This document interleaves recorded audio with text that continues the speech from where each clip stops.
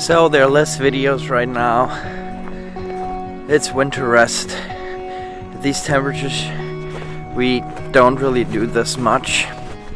We still have to do a bunch of forestry work. It has been sub-zero for, I would think, 2 months now, and it's a really nice winter, to be honest. But this is just the time of year where you take it easier.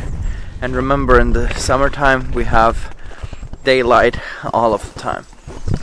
So look at the group of geese.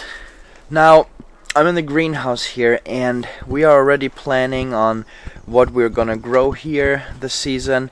We're planning on building up the other greenhouse as well, and we've already seeded jalapeno and chili plants and bell pepper. We have seeded tomato plants, and that's also always very exciting to be able to just do that kind of stuff, actually touch dirt with your hands when it's still this really strong winter. Most other homesteading channels that are out on YouTube, they seem to live in somewhat of a milder climate, and on one hand you see that and they walk around in t-shirts already and things are growing. I like to watch Arden Bree and Justin Rhodes, and you see their grass is growing already there, and that just sometimes you just wish you had that as well. But at the same time, we're still very tired and it just feels good to rest, so naturally there are less videos. Now, one thing that we will have to do here very soon is to go into the forest and cut firewood, but also to produce a whole bunch of wood chips. You guys know that wood chips is really how we create compost and topsoil, and we need a whole bunch of wood chips for our greenhouses and to capture a lot of the goodness that our animals produce. You see this bale of hay here? This is the 7th bale that we will be feeding after the weekend, and I've only reserved 3 more of those at our neighbor. I have a whole bunch of our own hay left still, and in April we're gonna process 2 cows. We're gonna sell it to the customer, so right now we're in the process of trying to find the right pricing for that and just see how we will sell that. Somebody asked if we had to bring the cattle to a certified butcher place, and yes we do, but we bring it to a little local place, not an industrial place, and we can really control how long the meat is going to hang there. They're in a very calm environment, and it's just very good, very nice, and it's going to be very high quality meat. You see these 2 tanks here?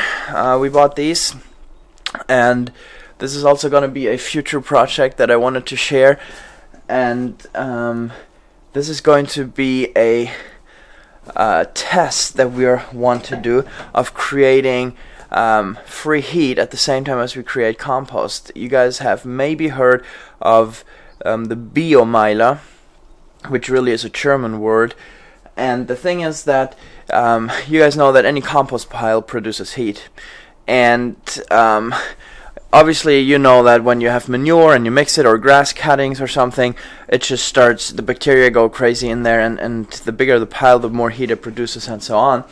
Well, wood chips, just wood chips, also produce heat, so you can basically make a huge pile of wood chips and put lots of water in it, and the bacteria produce heat, and you actually want this to be a changing in the beginning of oxygen in the pile, and you want that to change into a oxygen free process, and you produce heat. And depending on the size of the pile, you can produce heat and warm water, for example, for up to 2 years. And so we have these tanks here that hold each 500 liters of water, and we got these for very cheap, and we want to try at some point to make a pile like that and then produce that heat. So that's gonna be very exciting. Now here you guys can see that we have the frame for a greenhouse. Maybe some of you remember the video where we bought this greenhouse tunnel. We're hoping to be able to build this up now this spring and to use it. It's much smaller than the greenhouse that we built ourselves, and by the way, if you wonder how we build it, just check out one of our previous videos. It was quite early on after we started the channel. And you have this frame here. We just have to buy a polyplastic and are gonna use it to grow tomatoes in it as well, but first we're gonna have lots of chicken in it.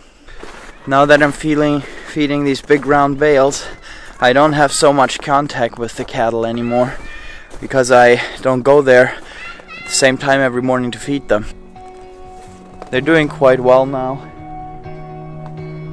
Just see the difference between this cow and Sally here. Her body is just much more built like the body of a bull. She has a very strong and wide neck and very skinny in the back and just really big. This cow here, along with 2 more, are gonna have calves in May, we are expecting, and then 3 that we bought will have their calves later in the summertime.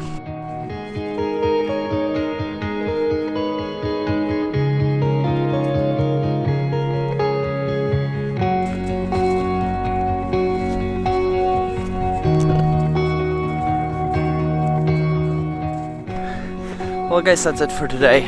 We're gonna lay low a little bit with videos.